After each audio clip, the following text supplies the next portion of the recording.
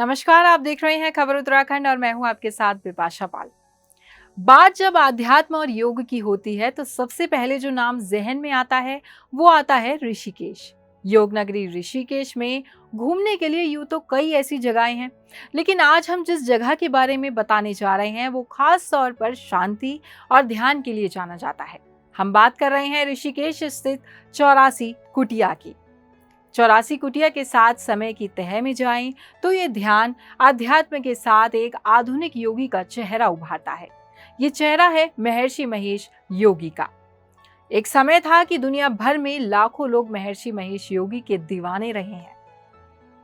5 फरवरी 2008 को महर्षि महेश योगी का नीदरलैंड्स स्थित उनके घर में 91 वर्ष की आयु में निधन हो गया था। महर्षि महेश योगी का असली नाम महेश प्रसाद वर्मा था। 40 और 50 के दशक में वे हिमालय में अपने गुरु से ध्यान और योग की शिक्षा लेते रहे।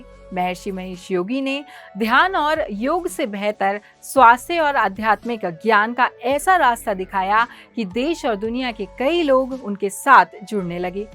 ऋषिकेश में 18 एकड़ में बीटल्स आश्रम 60 के दशक में बनाया गया था। कहा जाता है कि महर्षि महेश योगी को अपनी ऋषिकेश यात्रा के दौरान गंगा किनारे का ये स्थान भा गया। साथ ही ये स्थान राजाजी नेशनल पार्क का भी एक हिस्सा है। लेकिन क्या आपको मालूम है 84 कुटिया का बीटल्स नाम कैसे पड़ा? 60 के दशक का प्रसिद्ध बीटल्स बैंड ब्रिटेन से यहाँ ध्यान और शांति के लिए पहुंचा था।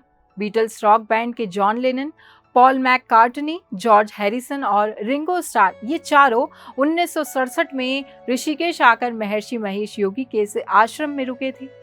यहाँ उन्होंने ध्यान की शिक्षा ली थी। यही वजह है कि बीटल्स बैंड के प्रशंसक उनके नाम पर आज भी यहाँ आते हैं। आपको जानकर हैरानी होगी कि इस आश्रम में रहते हुए बीटल्स ने लगभग 40 गाने लिखे थे, जिन्हें बाद में उनके प्रसिद्ध एल्बम व्हाइट एल्बम और एबे रोड में शामिल किया गया है।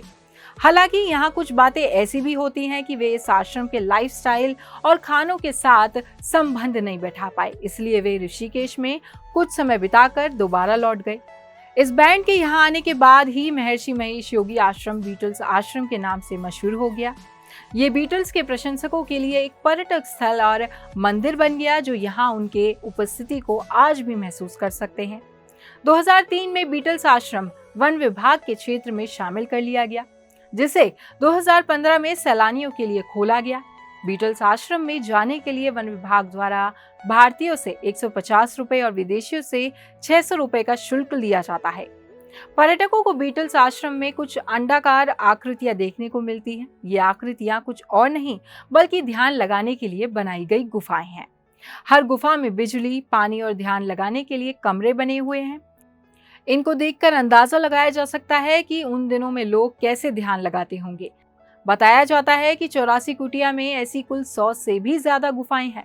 लेकिन क्या आपने कभी सोचा है कि आखिर इन गुफाओं का आकार अर्धचंद्राकार क्यों है? दरअसल हिंदू धर्म में ये आकार शुभ माना जाता है और भारत में ऐसे कुछ ही मंदिर हैं जो अर्धचंद्राकार आकार के हैं।